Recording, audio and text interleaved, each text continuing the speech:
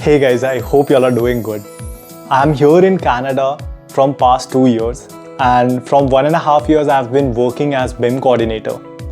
And I have learned few key components that are very important for a successful BIM project delivery.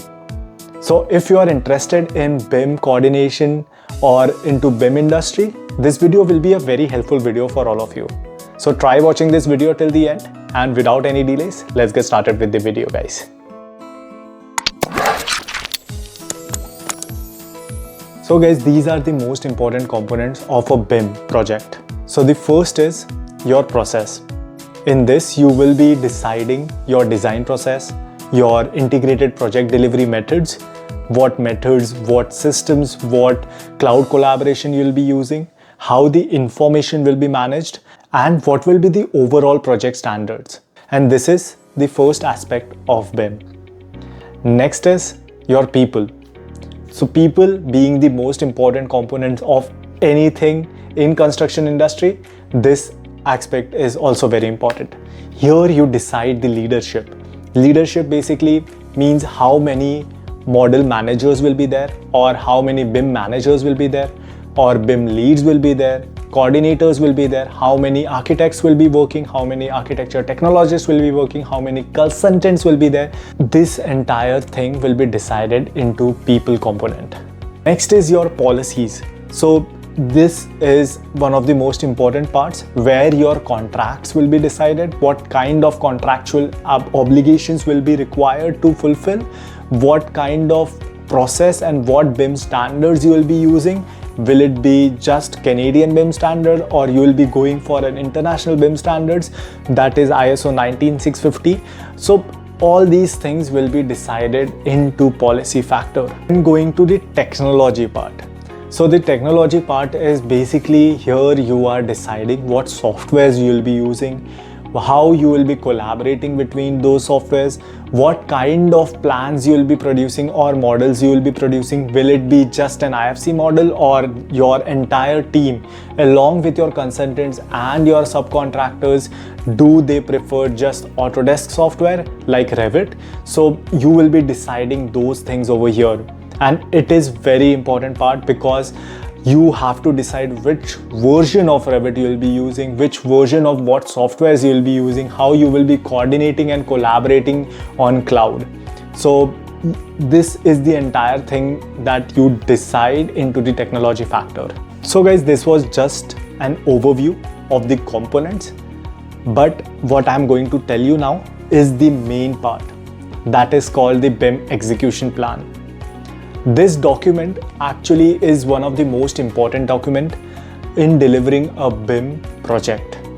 It decides everything from part 1, like the stage 1, even before you start using a software, to the end part where you are going to hand over this project. So this is a document that decides how your BIM structure will be done or how your project will be delivered. So the first part of BIM execution plan is initiation.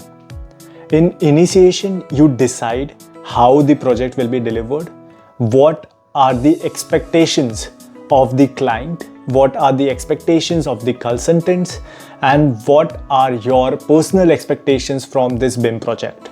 This will be mentioned in BIM initiation plan. And then you will decide upon the delivery strategy, like how you will deliver these expectations. So that is the first part of BIM execution plan. Second is planning. This is not your regular architecture planning or a civil planning. This is planning for the entire BIM project.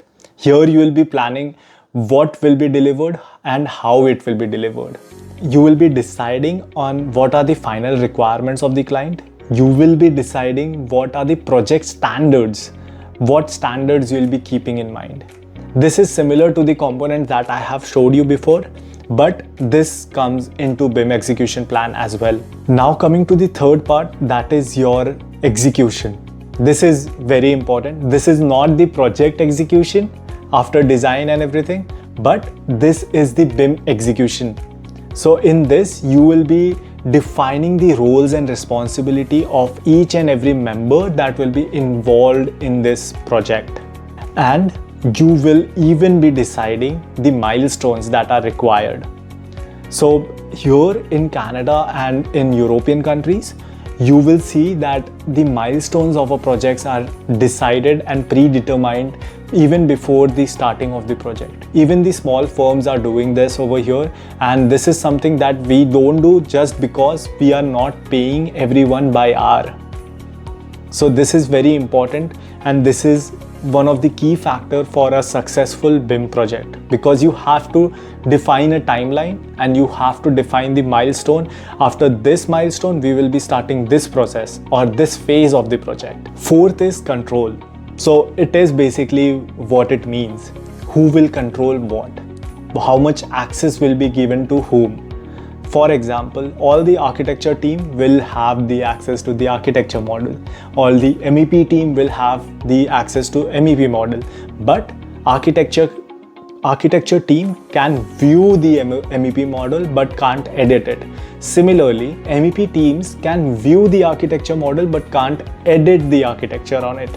They can make comments, they can leave comments on them, but they can't edit it. So this is how the controls are established. And in control, even the capabilities and the resources available for different stakeholders are also defined. Next part is the closure part. So closure is when you have completed your BIM project, your BIM model is ready, you have achieved the level of detail that was decided in BIM execution plan. So after this, what happens to the BIM model? What happens to the final documentation? Does it stay with the architects or does it go back to the owner or the clients? So this is decided over here. And what kind of delivery are you doing? Is it entirely a digital delivery, or you are delivering the entire package along with the BIM model and every details that are attached to it, or you are just delivering the final output, that is your approval drawings? And how you will be closing the project is decided here. And now you start the project. It starts with designing, creating different fragments of Revit. You are creating different Revit projects, and in which you have architecture model, then you have in architecture model you have shell, you have structure, you have MEP, and all these things are linked together and then uploaded to a cloud, and then you provide access to different clients and consultant. This is a part that I will probably make a different video about. I will show you how a cloud collaboration is done, how a project is created on BIM 360, how you link these projects together, how you synchronize in cloud. All these things will be coming up in my next video. Only if you show interest in this, if you hit a like and you comment in the comment section that you need certain videos like this, I will definitely make something like this. In fact, I was thinking of creating a course that will give you an entire detailed walkthrough of BIM workflow over here in Canada. So yeah, go ahead, hit a like and comment in the section that you need something like this so that I can make something like this for you. And guys, if you're here on my channel for the first time, do go ahead and hit a like and subscribe to my channel. Take care of yourself and I will see you soon. Bye-bye.